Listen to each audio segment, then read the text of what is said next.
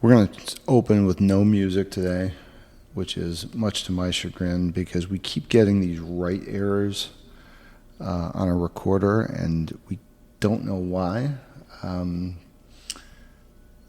It probably has something to do with how the music's being picked up by the microphone and not pumped directly into the recorder, but I'm not smart enough to figure it out, and we'll just pick up where we left off. I'm Jay Germo. That's Luisa Janesta. This is Critique-Opolis. This was your pick this week, the Sapphires. Did you pick this just because I cast Chris O'Dowd in my my movie from last week? Yeah, kind of. Yeah. And when did you see it? When it came out in the movie theater. What pulled you into this one? Many things. It's a musical for one, so I like that.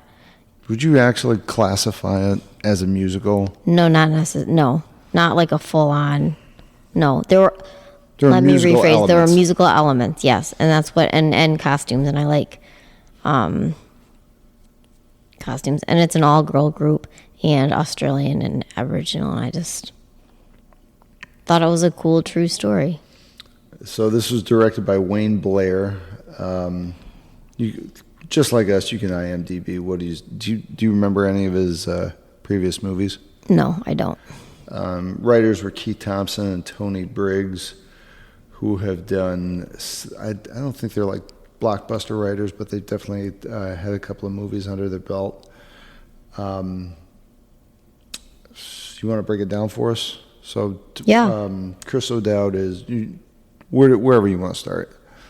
Okay, so again, you can look it up more on IMDb, but it says, in 1968, 4 talented young Australian Aboriginal girls learn about love, friendship, and war when their all-girl group, the Sapphires, entertains the U.S. troops in Vietnam.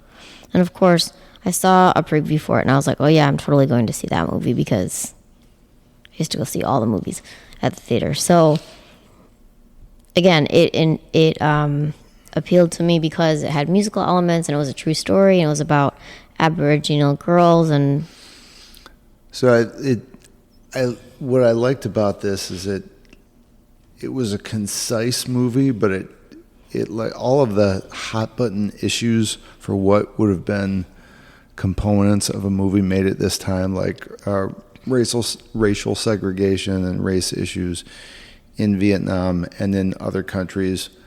It wasn't like, it didn't show I wouldn't say like the brutal aspects of racism, but it did depict, it wasn't nice for people of color either. I think it touched upon them. Yeah, like just the way that white Australians dealt with Aboriginals and with black citizens in the 60s and the 70s. It was, at least for a movie, it wasn't that much different from how people of color were treated here. The thing that was cool about these kids, these were actual people. I don't know if they changed the names, did they, or were they? I think that the names were the same. The names of the characters, yeah, they were based on real life people. Yeah, and these girls really had colorful lives, but the characters in the movies, man, they had some wit and witticism, and they didn't take shit off at anybody, especially like they were all sisters, yeah? They were all related, I think, yeah, family related. There was a set of sisters. Yeah. Oh, and then someone else. A close friend. Yeah? Who was the friend? The girl who looked white, she was... Oh, she was a sister. Maybe they were all sisters. Yeah. They can sing like nobody's business. And this is definitely more up your alley, but like when you first told me what we were watching, I thought we were watching a straight up musical. I'm like, oh my God. Oh, no. I can't handle that stuff. I wouldn't do that to you. Why would you do that to me? But Chris O'Dowd is like this, he's like a manager with maybe not loose morals, but just he's kind of fly by the seat of his pants. And then when he stumbles upon these girls, he kind of has his Colonel Tom Parker moment with like Parker had with Elvis. He's like, these girls have real talent. I want to enter them in this contest to have groups audition to sing for the USO, and get them out of rural Aboriginal Australia and take them to someplace really exotic like Vietnam during the war. Yep, that's And like, light for what it is. It's a fairly light popcorn movie. Yeah, it's just fun. It's fun to watch. I'm trying to think of the. It's entertaining. Yeah, it's not like. This is the kind of movie I would show to. I think preteens could watch this. Like if you want to educate, if you have kids and you want to watch something entertaining, but kind of like ease them in to help them understand that people who, like if people are treated differently based on their based on what they look like. And it's not just a like black and white thing in America. And it happens to a lot of cultures around the world. Yeah, I don't want to impugn any groups of people out there, but at least the way they portray the white Australians, how they treat with anyone who is not a landowner and white there is just kind of abrasive and rude. I'm like, wow, it sounds like Tennessee. Yeah. Like 70 years ago. But these girls have. I'm not hijacking your thing here. You know how I get. No, I'm listening. I'll interject if that's okay. Yeah. They okay to let you talk. They have. It's a neat story in that they have strained familial relations. Like there's the older versus the young one, and the one who was part of the story. Apparently, the white missionaries would come into the Aboriginal family areas and reservations and just grab kids and assimilate them to white families. Mm-hmm. And this happened to one of the sisters, one who was fair-skinned. And they maintain contact and they reunite for this group. And there's tensions between the oldest, kind of the matriarch of the group, and what's her name, Jenny? IMDb. I think it's Julie. Julie. She's. Oh no, sorry, that's the youngest sister, the oldest sister. People are waiting here, Louisa. I know. They're hanging on your every breath and word. Cynthia.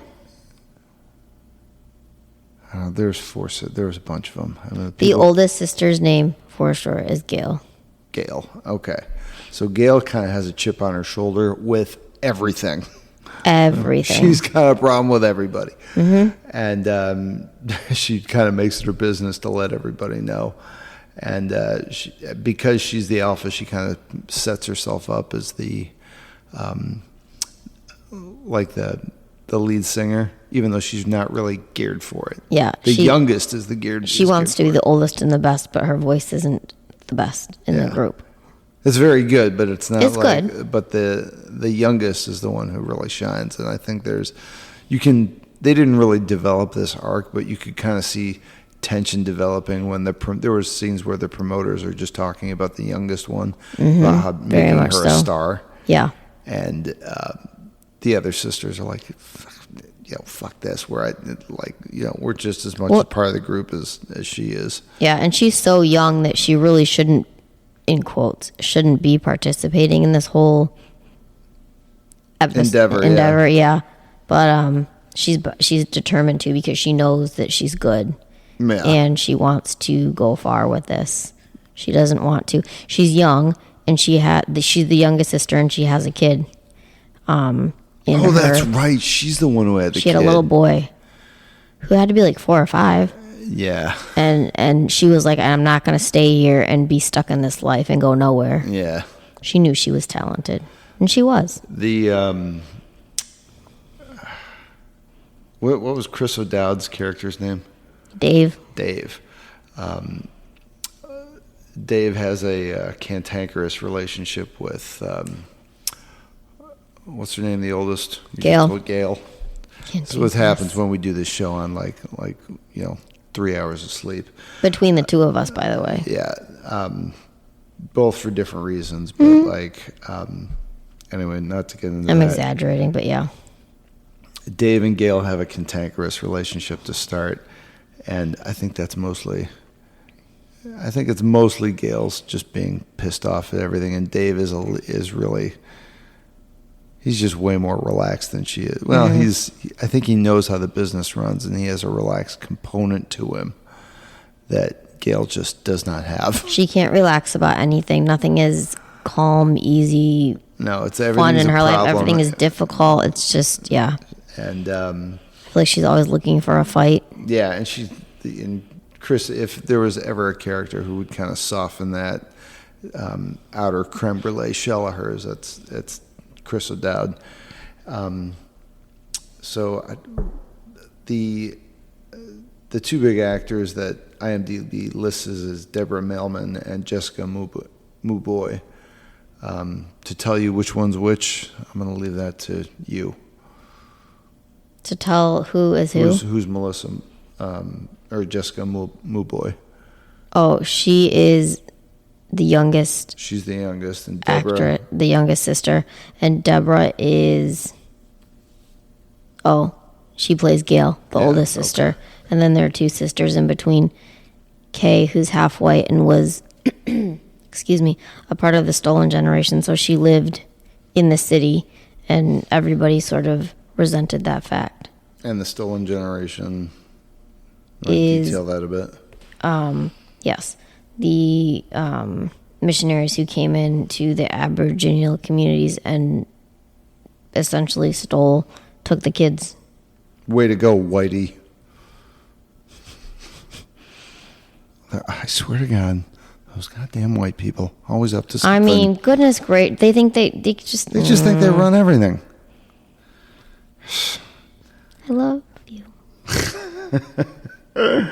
What is... I thought that this wasn't a Disney project, but it kind of had it almost had Disney paintbrushes to it.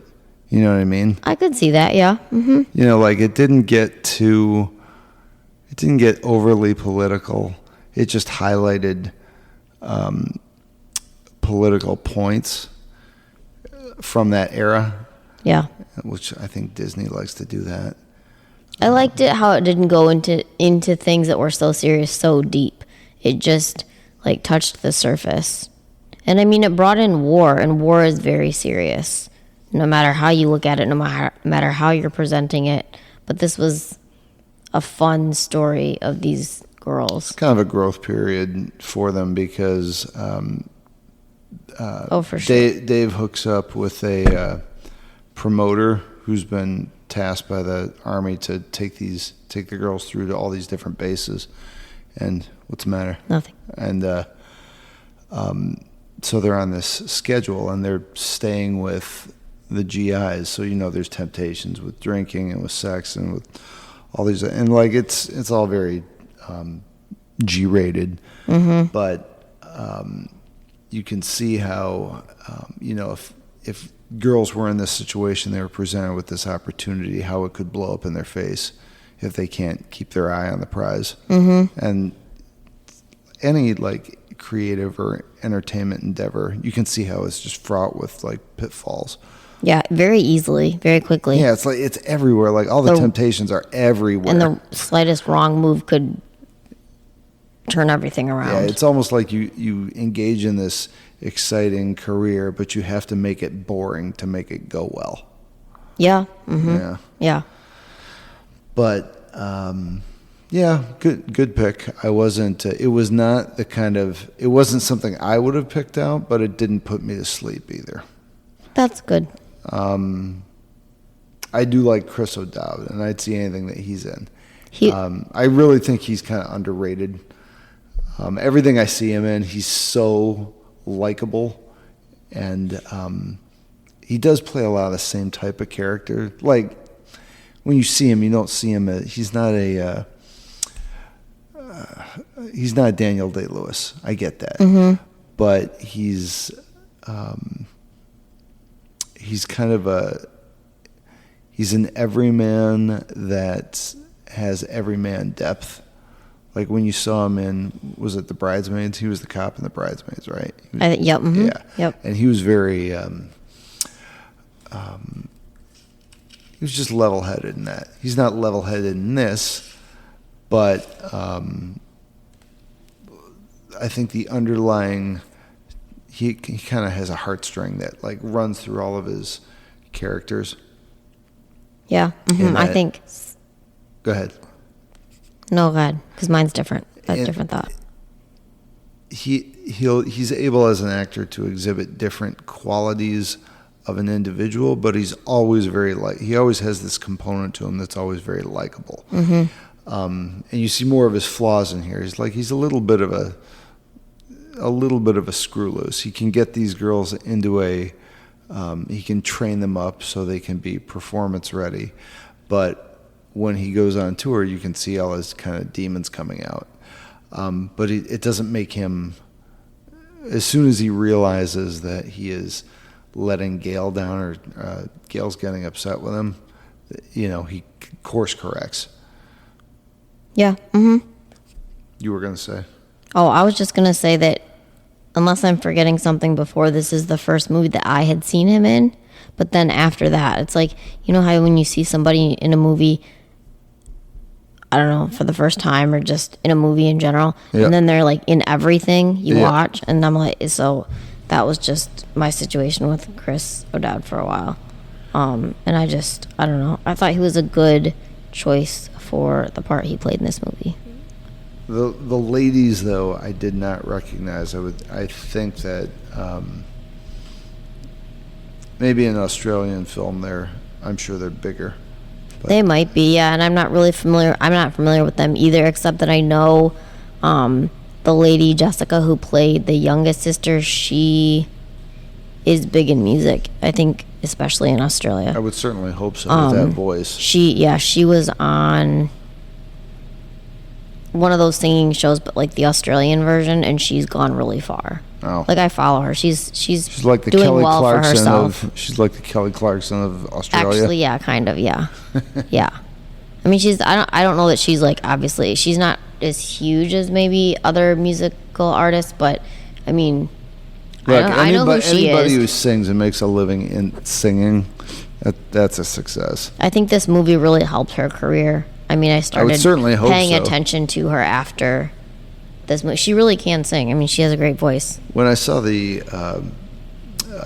not the preview, but the banner for this, like the poster for it, I really thought that this was based off, without knowing the story, I thought it was based off the Rockette, or not the Rockettes, the Ronettes. Yeah. Because Ron Spector created the group, the Ronettes, and Ronnie, was it Ronnie? I can't remember the gal's name. Who was? Yeah, I think it was. I looked it up after you made that comment initially. They had just a bunch of hits, and unfortunately, Ronnie was she married Phil, and Phil just kind of ran her life and made her crazy. Just talk about a complete psychopath. Like, he would lock her, like she was a world famous star, and he would lock her in her bedroom for like days at a time. And when she divorced him, I don't know if it was during the divorce or beforehand, she signed away all of her rights to her music. Oh. Yeah, like he just owned her. Like, she was like a piece of property to him, which is unfortunate because their that music happened a lot in music, I think, in the past. It's like Ike Turner and Tina, the same kind of thing. Is that Tina had to start all over in like jazz clubs and touring and like smoky bars and stuff. Like, people think she was she just came overnight back on the scene. Came back on the scene 15 years after she was with Ike and started over, and it wasn't. It was a slow climb back to the top. And the Ronettes were, I mean, they just had they had like 3 or 4 just fantastic songs that were yeah. always on the radio. I think there were a lot of similarities between the two groups too, because the look and like the clothes That and was the all the style and the time, it Beehive. was all the It was all the late 60s Beehive And I stuff. just think that's fun. It's just fun.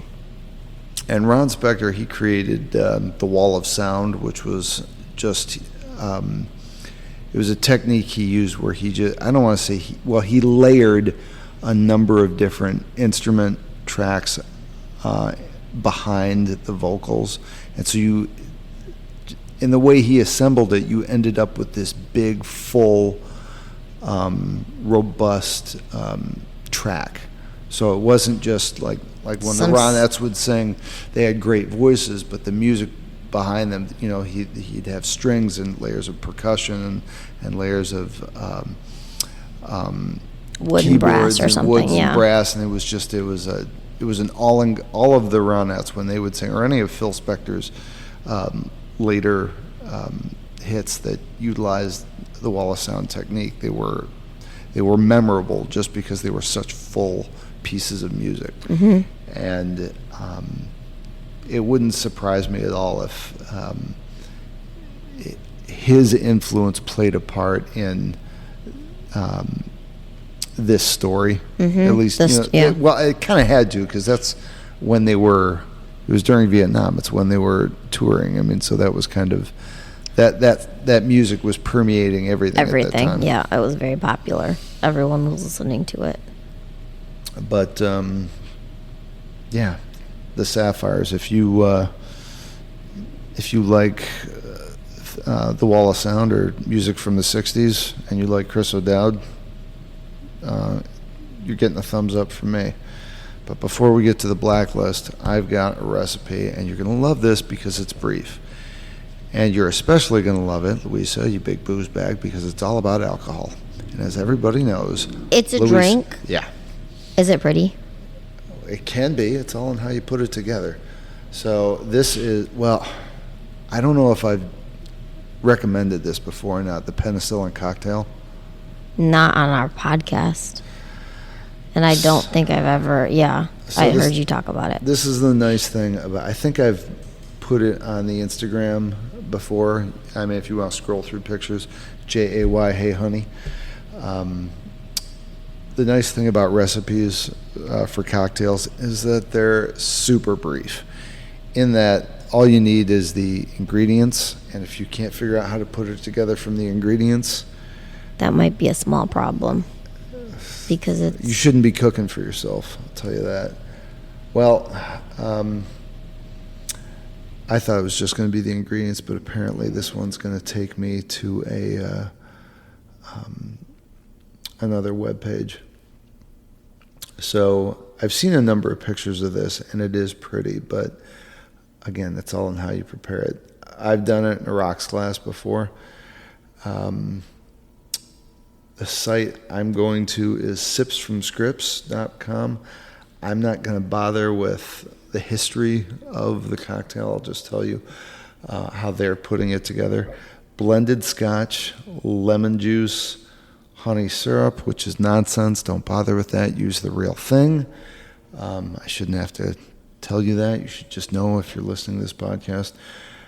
Ginger syrup, because I'm sure you have that just laying around the house. I do. Do you really? Oh.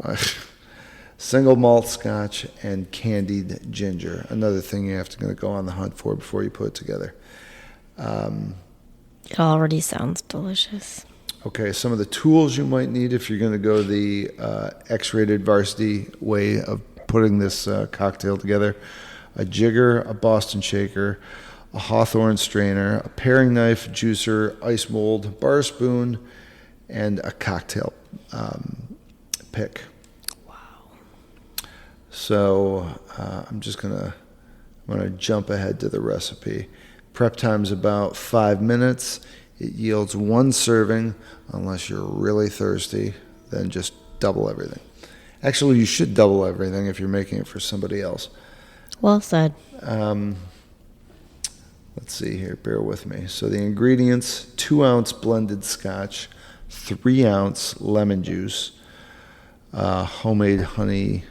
It says syrup here, but just honey, preferably mine, as always.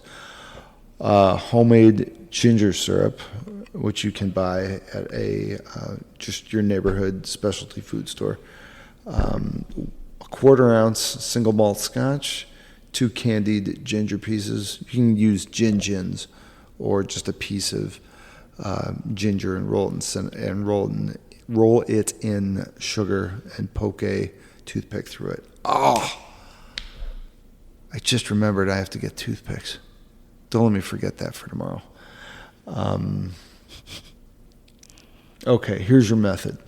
You're going to add the blended scotch, the honey, lemon juice, and cubed ice to a shaker. You're going to shake for 10 to 20 seconds. Strain over a lowball glass, into a lowball glass over a clear ice cube, lowball or a rocks glass. Carefully float single malt scotch on top of the bar spoon, and then garnish with the candied ginger. I have had these professionally made. I wouldn't trust myself to have them because I'd screw it up, but they're delicious. I had 3 of them at a time. Don't look at me like that. I paced it out over like 4 hours, but they're delicious. I'm not looking at you like anything. I'm just listening to your... You can make a mocktail if you want, if you're a about it. lightweight or under the age of 21. If you are under the age of 21, you shouldn't even be listening to this because we're promoting drinking. Use Escape-Wise Green Label single. That's a single malt whiskey non-alcoholic alternative. That sounds awful. Oh. I'm sorry, Escape-Wise Green, but if you're under the age of 21, use it in place of whiskey, and try a booze-free version of the drink. That's all you're really switching out. The single malt, yeah, all the scotch and the single malt, those got to come out if you're under 21. But you should know that already. That's it. No, wait, we have the blacklist. Yeah, that's it for your recipe. That's it for my recipe. Our next portion of our show is our blacklist pick. And this week, Jade chose the blacklist. I can't find it. There it is. Okay. So when we sit down to do these, I want to make it 40 minutes, but a couple things are plaguing me today. One, I'm really tired. As soon as we're done here, I'm going to lay down probably for 4 hours. The other thing is the movie we picked, we only came up with 2 principles for it. So it'll go relatively quickly, but there is a picture circulating in Hollywood. It may have already been picked up, but we picked this up from, was it 2022's list? I think so, yeah, 2022. I always want to put the disclaimer out there that a lot of time this happens all over Hollywood all the time. Properties can be acquired and they can have their names changed. It can be part of the contract, but at least in the 2022 blacklist, there's a script called The Americano by Nico Bellamy and Chase Pastano. The synopsis is an everyday guy who accidentally starts working as a barista inside CIA headquarters in Langley, gets lured into a spy mission by a beautiful secret agent known to him only as Caramel Macchiato. I didn't come up with the name. That's a totally legitimate code name. Why are you laughing at that? I could call you Caramel Macchiato. It would fit. I just think it's funny. It makes me laugh. Actually, Caramel It's Sapphire. not bad. Caramel what? Caramel Sapphire. You're about the same tone as the girl from the Sapphires. Uh-huh. Kabang. Okay. So if you ever start, Drinking coffee and wearing sparkly dresses? picking up shifts with the CIA. Oh, okay. I Not was gonna speaking say- to you anymore? Don't float that out there like that's going to be a requirement of I'm our just federal saying government. because, yes, it will be. Anyway, barring that, I came up with, I'm not going to do my picks first. You're going to do your picks. So the principals will be the barista, who doesn't have a name from the synopsis that we pulled down, and Caramel Macchiato. Who did you pick for the barista? I chose Michael Cera. What? Really? Yeah. Because he's just an average guy working at the local Starbucks at the CIA. Do you remember how we talked while we were going back and forth about this movie, about how there are some actors who have had roles similar to this, but you forget about the fact that it was 10 years ago and it seems like it's only been a few years, but they look considerably older now? Thanks for, reminding me. Because he does not look like he did in Scott Pilgrim. Have you seen a recent picture? Oh my God, he looks like my age. Oh my gosh, I just saw him in Barbie. Of course I know what he's looking like recently. Doesn't he? Does he look younger than me? Come on, be gentle. Be nice. He looks younger than you. Oh. He looks like a kid. He's always looked like a kid. He has a kid look to him. Yeah. That's not to say anything about you. That's just... Actually, like, if he... Just from the synopsis, a train's going by, so don't... No, it's not, there's not enough people who listen to this who's actually going to write in, so it doesn't matter. This is true. I would be... Just from the synopsis, this could be like a straight-up comedy. Yeah. Or it could be like an action comedy. It could be like a goofy... Yeah. It could go either... Yeah. It could go either way. And that's partly why, I chose Michael Cera. But I think of him if it was a comedy... Funny. Yeah. Because he does comedy really well. You are going to love my pick. You're going to love it. Who'd you pick? Because they're Indian. I wish anyone listening could see Louise's face. Her, like, the eyebrows went up. She's like, really? You chose an Indian person? Not a white guy? That's so great. Dev Patel. You did not. I totally did. You did not. I totally did. Slumdog Millionaire's Dev Patel. Although I don't know how good he could play comedy. Now that I'm thinking about Michael Cera, if this was a comedy script, okay, I may retract my reaction a little bit, because if it was a straight-up comedy script, which I wasn't initially... You know what I'm looking at this as? What's that movie that just came out with our girl from the Bond movie? She's in everything now. She's from the Dominican Republic or South America somewhere. Oh, you love her. Ana de Armas. Ana de Armas and Chris, what's his face? This is I can't believe I have a podcast about movies and I can't remember people's names. Chris? You're Chris Evans. Yeah, that's right. Yeah, you're Chris. There's a lot of Chris's. Every heartthrob Everyone in has Hollywood one, I'm told. Every heartthrob in Hollywood is your person. Every heartthrob in Hollywood is not my person. No offense, Ryan Gosling, but what? You love it. Please. If Ryan Gosling walked through that door right now, okay, you're right. I'd be all over him. But you'd have things to say. I'm closer to the door than Jay is. Jay would be after me. Yeah, see? What did I tell you, ladies and gentlemen? I think it was a little bit more of an action movie. I don't know how Dev Patel plays comedy. I'm not sure how he would do in comedy. It would be a more serious role. If it was a more action role, yes. I would think he'd be better for that. Also, I think it would be funny for him to work at the Starbucks at the CIA. Yeah. And it's almost like he could have washed out, like they were going to, he was trying to get in for an agent role, something speaking like Hindi or a Middle Eastern language or something. But he's like working his way up kind of. Yeah, but he like flunks out of he washes out. And they, just like the recruit with Colin Farrell, they made a cover for him that he washed out, and they gave him some low-level job. But, for all you know, it could be a cover. But what's the movie I'm thinking with Ana de Armas and Chris Evans, where she's like their super bad secret agent, and he's like a knucklehead? Oh, I didn't realize you were asking for the movie. Yeah, it's called The Boyfriend or something. I think it's called Ghosted. Ghosted, yeah. Something, yeah.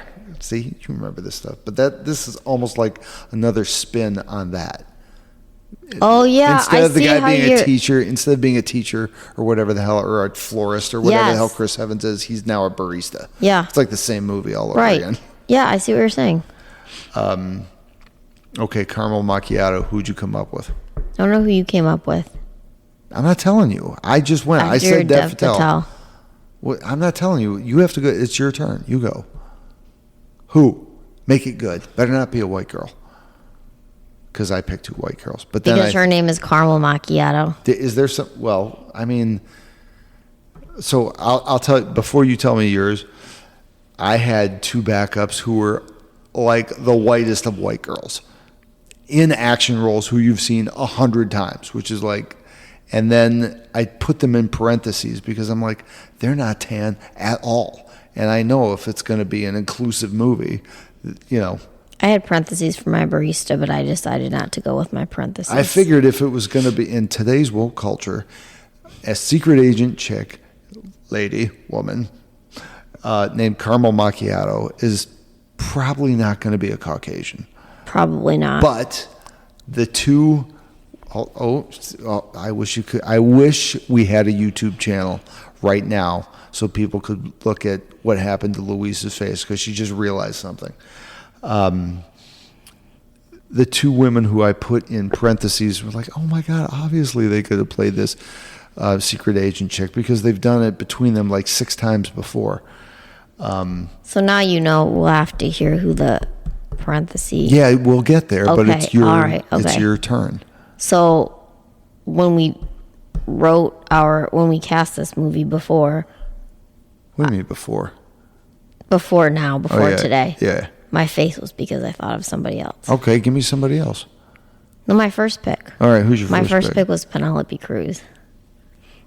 Is she old? She's too old, isn't she? I looked up their ages. Wait a minute, who am I thinking? No, I'm thinking of Selma Hayek, who still looks great.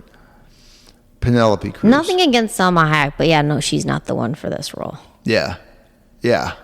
But Penelope Cruz, Caramel Macchiato. Penelope, really, I would have liked to cast Penelope Cruz and Matthew McConaughey, but Matthew McConaughey they can't be the barista. Sahara. They already did Sahara together, and he's way too old. Way too old, and I don't want to see my Matthew McConaughey at the CIA Starbucks, my local Starbucks. Maybe sure, I'll come in, but like it wouldn't. It's not. That's not the age. She used guns in Sahara. She was a doctor, but you got to remember that movie. Sahara's moving on 15 years old. Oh my goodness gracious. So Time again, really no offense to if you not look up Penelope Cruz, she is not Penelope Cruz from Sahara. She's still awesome, but yeah, and actually, that's who did you just think of? Who'd you think of? That's who you were thinking of, right? No, that was my first pick. Okay. My original pick, but my face lit up because when you were talking about who you chose for your barista, I thought about Priyanka Chopra for. Who's she? She is a very famous Indian actress who crossed over from Indian movies to Hollywood movies. Give me something she was in. Or look it up. The 3 listeners we have are like, oh, she's in this. Come on, guys. They're not like, come on, guys. They're like, come on, Jay, get with the program. Well, look. You can make fun of me all you want. I'm white. I don't know everybody. You'll see a picture of her and you'll be like, oh, yeah. What's her name? Priyanka Chopra. I know I spelled that name right.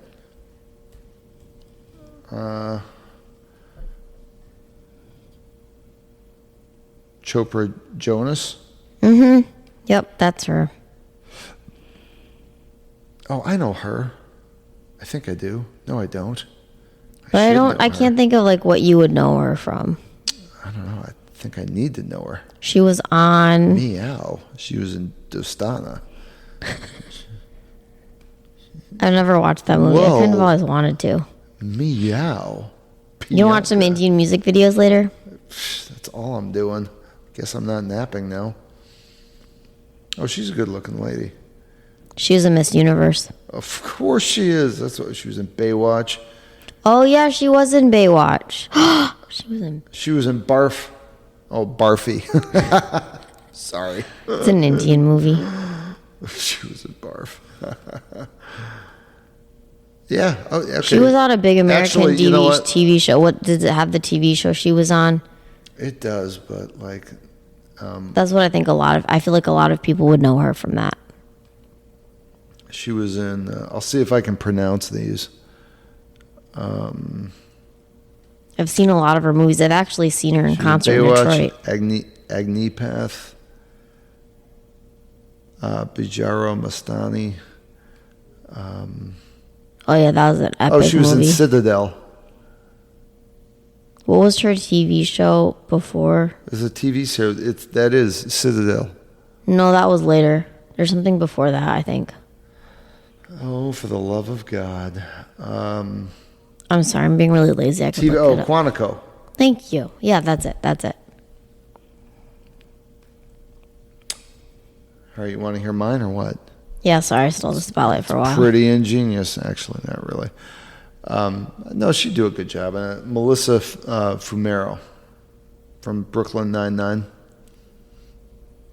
You love the fact that, and I haven't even seen Brooklyn Nine-Nine. You love the fact that I'm picking women of color, and I'm not doing it to be woke. If anybody knows me, knows that either I don't care where you're from or what your background is. I'm just I do love that you picked her, chose her. Yeah, of course you do. So I pay attention. Do I have to show you her in Brooklyn Nine-Nine? What do you mean?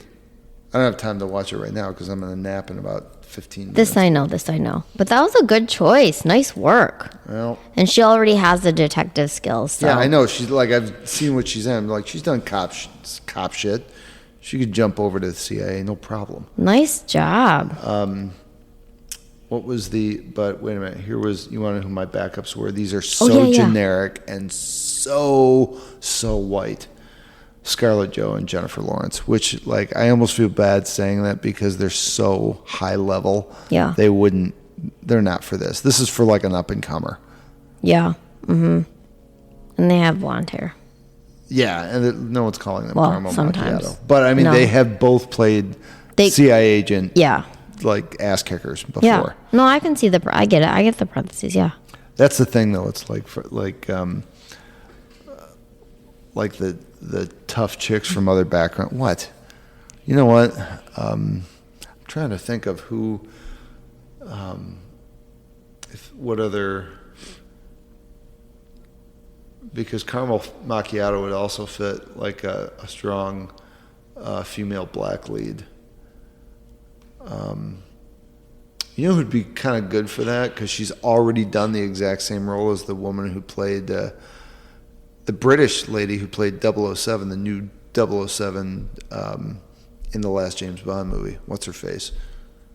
Yeah, she's great. I really like her. I don't know what her name is. I mean, she'd have to go all American, which would be. I'm sure she could do it. She's an actress. Mm-hmm. What's her name? What was that last Bond movie? What was the name of that? No Time to Die? Yep, I think that was the last one. Let's see how much dead air I can produce while I'm looking up this woman's name. Probably a lot. Lashana Lynch. Thanks for beating me to the punch. No problem. Just double check that that's really who you're talking about. I was going to say Remy Malek just to insult him. Oh, come on, Remy. I'm just having a bit of fun. Yeah, Lashana Lynch. She's good. I saw her in saw her in a role that was really different from Naomi Harris, who played Moneypenny. Naomi Harris would be good. Yeah. Yeah, I like her. She'd be, you know what? Is that your final? I would say between the two of those, I would go Naomi Harris just because, and I'm basing this off the character that Lashana Lynch played. Naomi Harris is more likable. Mm-hmm. Because, like, at least in her 007 role, she's kind of a dick. Yes. Mm-hmm. And, like, if she's going to be a lead, even if she is a little bit cold in the CIA agent role, you want to, if there's a comedic element to it, you want to like her. Yeah, she would be really great. And that's what I always say, the most important thing in life is having people like you. That is important. I don't ever say that. I know, I was really confused. I was like, I don't recall. I don't ever remember you. You don't like anybody. All right, who are you talking about? Seriously, you're grumpy with everybody. Folks, we never pick out the next movie when we close this podcast. We just don't do it. We don't plan. We fly by the seat of our pants. That's why there's no schedule to it, and it goes up whenever I'm done, whenever I'm ready. Yeah, there is definitely no regular schedule. Do you think we should do that? That'd be so hard for me to stick to. No, I don't think we should do that because I think that would be too difficult.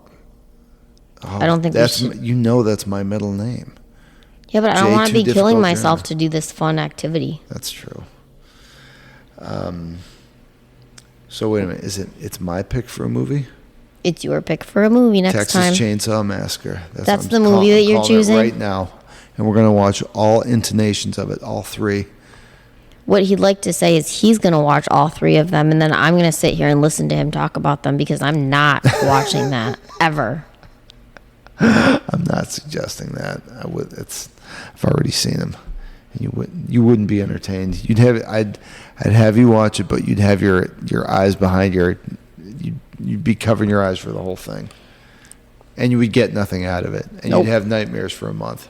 That's just because Halloween's sort of coming up. That's really That's not when fair. we should watch it. No, kidding. I don't think so. All right. I don't like scary. I'll find something that's age appropriate. With absolutely no singing, ladies and gentlemen, no singing. Oh, there's not going to be any of that. Not unless characters are in a bar or at a concert. That's going to be Anchorman. I'm just kidding. I'm not recommending that either. All right, I got to take a nap. All right, are you done? Are you done talking? I get you going on movies. You got a big mouth. You like to run it. You just can't stop. I like movies and actors and actresses. I know that. Yeah, I like that stuff. I'm going to go make one of those cocktails. Do you have any of that stuff at home? I All have right, I gotta all make the it- ingredients, but I don't have any of the materials or whatever you call it. You have the rum? No, you don't. I don't have any of the ingredients. I just like saying that. It sounds really Wouldn't good. it be great if there was like a Postmates for cocktails? I don't trust those food delivery services. That weirds me out. Yeah, but I would for just rather go to a bar and have someone make it for me. Yeah, I know, but like it'd be nice just to have like someone deliver like an aperitif. It would kind of be cool. Yeah, you're right.